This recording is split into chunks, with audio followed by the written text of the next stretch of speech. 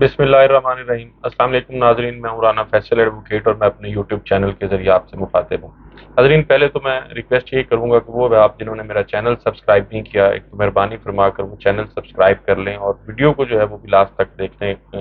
کی گزارش ہے آپ سے۔ ناظرین، آج جو ہے وہ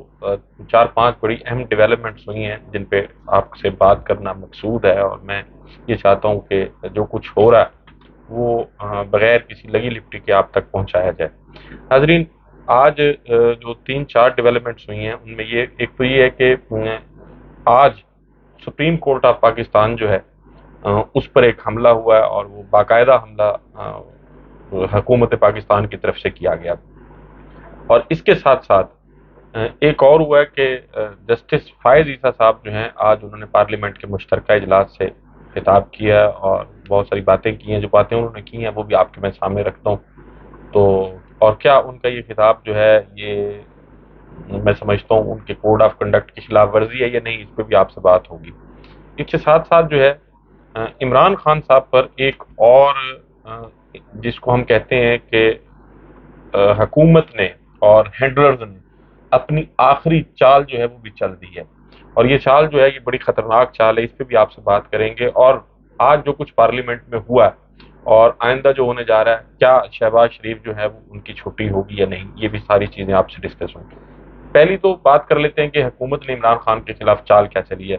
ناظرین، پاکستان میں جو 80 کی دہائی تھی، وہاں اس دہائی میں پاکستان میں مذہبی جماعتیں جو ہیں وہ سامنے آئیں، اور ان مذہبی جماعتوں کی جو سیاست تھی یا جو ان کا طریقہ کار تھا اس کی وجہ سے بہرحال پاکستان میں بہت سارے لوگوں کی جانیں گئی ہیں۔ اور اب رانا ثناء اللہ صاحب جو ہے ان کی ایک میڈیا ٹاک یا ایک پریس کانفرنس، احمد لدھیانوی صاحب جن کا ایک صاحب کا جو کلعدم جماعت تھی سپاہ صحابہ اس کے ساتھ تعلق ہے، ان کے ساتھ انہوں نے ایک مشترکہ جو ہے وہ پریس کانفرنس بھی اس کو کہہ سکتے ہیں وہ کی، اور اس کے بعد جو پھر لدھیانوی صاحب تھے انہوں نے جو گفتگو کی وہ گفتگو یہ تھی، ایک تو انہوں نے پاکستان تحریک انصاف کے لوگوں کے لیے ممی ڈیڈی اور برگر اس ٹائپ کی اصطلاح استعمال کی، اور دوسرا انہوں نے کہا کہ جی اب اگر انہوں نے انتشار کیا تو پھر ان کا راستہ ہم روکیں گے، ہم ان کو دیکھیں گے۔ یہ بڑی خطرناک بات ہے۔ پاکستان کا جو ریاست کا پوری دنیا کے سامنے ایک بیانیہ تھا، اور اسپیشل فیٹف کے حوالے سے جو ہمارا موقف تھا وہ یہ تھا کہ جی پاکستان میں کسی قسم کی بینڈ آرگنائزیشن جو ہیں وہ فنکشنل نہیں ہیں، اور یہاں کوئی پیسہ جو ہے وہ تخریب کاری کے لیے اور دہشت گردی کے لیے استعمال نہیں ہو رہا۔ لیکن اب ایک ایسی جماعت، میں ان کو کوئی فرد جرم نہیں ان پہ عائد کر رہا، لیکن بہرحال یہ الزام سپاہ صحابہ پر اور اس قسم کی دوسری باتوں پر تھا کہ جی وہ دہشت گردی کے واقعات میں ملوث ہیں، اور بہت ساری جو ہے وہ کیسز بھی ان پہ قائم کیے گئے اور بہت سارے لوگوں کو سزا بھی ہوئی، کچھ لوگوں کو پولیس مقابلوں میں مارا بھی گیا۔ تو جب ایک ریاست کا، ایک ملک کا وزیر داخلہ ایک ایسی جماعت سے تعلق رکھنے والے شخص کے ساتھ بیٹھ کر گفتگو کرے گا، اور ان کو یہ بھی کہا جا رہا ہے کہ باقاعدہ اس حکومت نے اور ان کے ہینڈلرز نے عمران خان کو کاؤنٹر کرنے کے لیے اور ان کی جماعت کو کاؤنٹر کرنے کے لیے میدان میں اتارا ہے۔ پہلے ایک کوشش کی گئی تھی، پاکستان تحریک لبیک کو لایا گیا تھا، اور پاکستان تحریک لبیک نے بھی جو کچھ کیا اور جو کچھ ہوا وہ سب آپ کے سامنے ہے۔ تو اب یہ ایک دوسری کوشش ہے اسٹیبلشمنٹ، تو میں اس کو نہیں کہوں گا، لیکن بہرحال اس حکومت اور اس حکومت کے لانے والے جو لوگ ہیں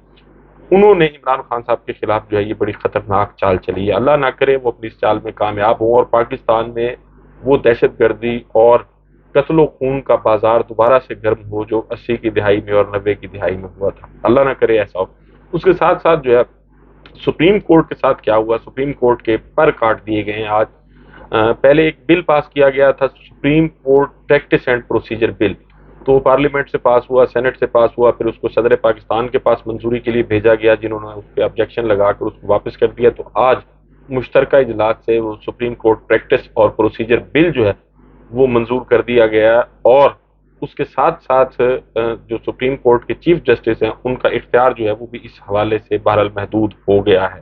اب یہ بل جو ہے آئینی ہے غیر آئینی، اس پر میں پہلے بھی ویڈیو کر چکا ہوں، لیکن اس میں کوئی دوسری رائے نہیں ہے کہ سپریم کورٹ کے وہ اختیارات جو آئینی طور پر اپنے رولز وضع کرنے کے لیے اور اپنا قواعد و ضوابط وضع کرنے کے لیے جو آئینی طور پر انہیں آئین کے آرٹیکل کے تحت حاصل ہیں، اگر ان اختیارات پر قدغن لگائی جائے گی تو بہرحال اس کے لیے میری ناقص رائے میں اس کے لیے آپ کو کانسٹیٹیوشنل امینڈمنٹ چاہیے ہوگی۔ بغیر کانسٹیٹیوشنل امینڈمنٹ کے सुप्रीम कोर्ट के जो इख्तियारात हैं उसको महदूद नहीं किया जा सकता। तो इस कानून की जो आज पास हुआ है, मैं ये समझता हूँ कि कोई कानूनी या आईनी हैसियत जो है वो बहरहाल नहीं है। अलबत्ता एक मुस्लिम लीग नून और उसके इत्तेहादी लोगों के लिए शायद ये खुशी की बात होगी, लेकिन आईनी तौर पर इस कानून की कोई अहमियत या हैसियत जो है वो नहीं है। और फिर आज एक और काम हुआ है, वो ये कि आज जस्टिस फायज ईसा साहब जो हैं वो पार्लियामेंट के उस मुश्तरका इजलास में आए हैं।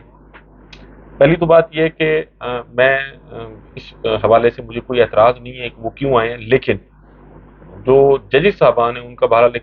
कोड ऑफ कंडक्ट होता है और उन्हें ये खुद से ख्याल करना चाहिए कि उन्हें किस किस्म की तकरीबात में जाना चाहिए और किस किस्म की तकरीबात में नहीं जाना चाहिए।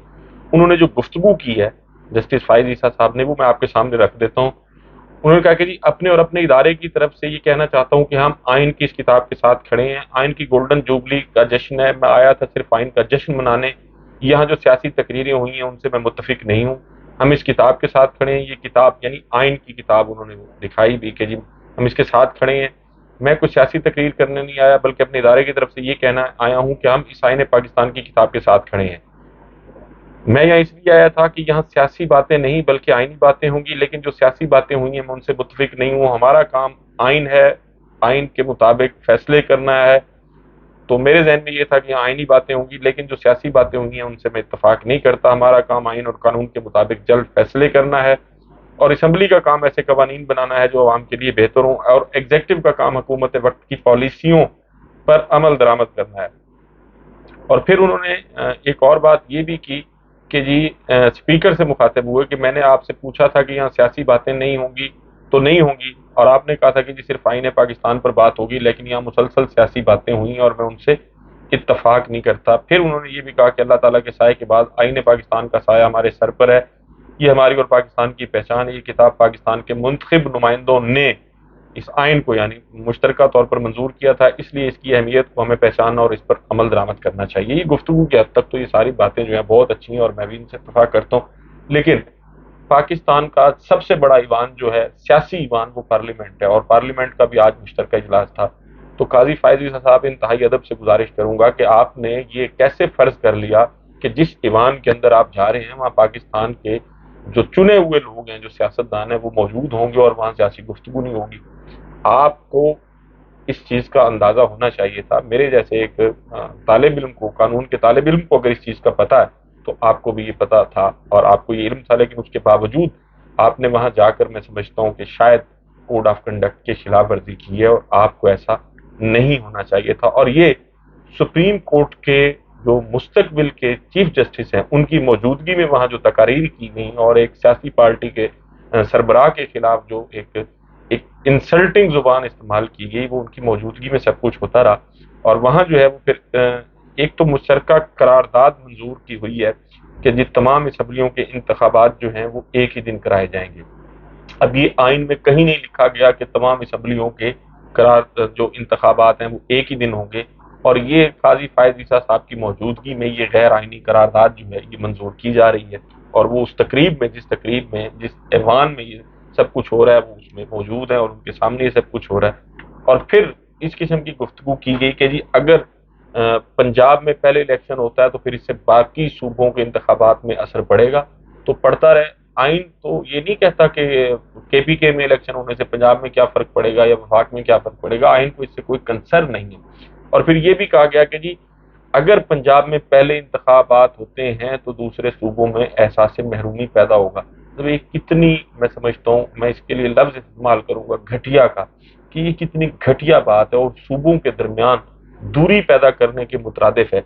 पाकिस्तान का सबसे बड़ा सूबा बगैर असम्बली के चल रहा है, और उसी पार्लियामेंट में बैठे हुए लोग, जहाँ ये आज करारदाद मंजूर की गई है, वो ये कह रहे हैं कि अगर पंजाब में इलेक्शन होता है तो फिर बाकी सूबों में एहसास महरूमी पैदा होगा। अब इसमें एहसास महरूमी जो है वो इंतखाबात से पैदा नहीं होता। एहसास महरूमी वसाइल की गैर मुनसिफाना तकसीम से पैदा होता है। एहसास महरूमी वोट के हक को तस्लीम ना करने से पैदा होता है। एहसास महरूमी पॉलिटिकल इंजीनियरिंग करके और अपने मनपसंद लोगों को कुर्सियों पर बिठाने से पैदा होता है। एहसास महरूमी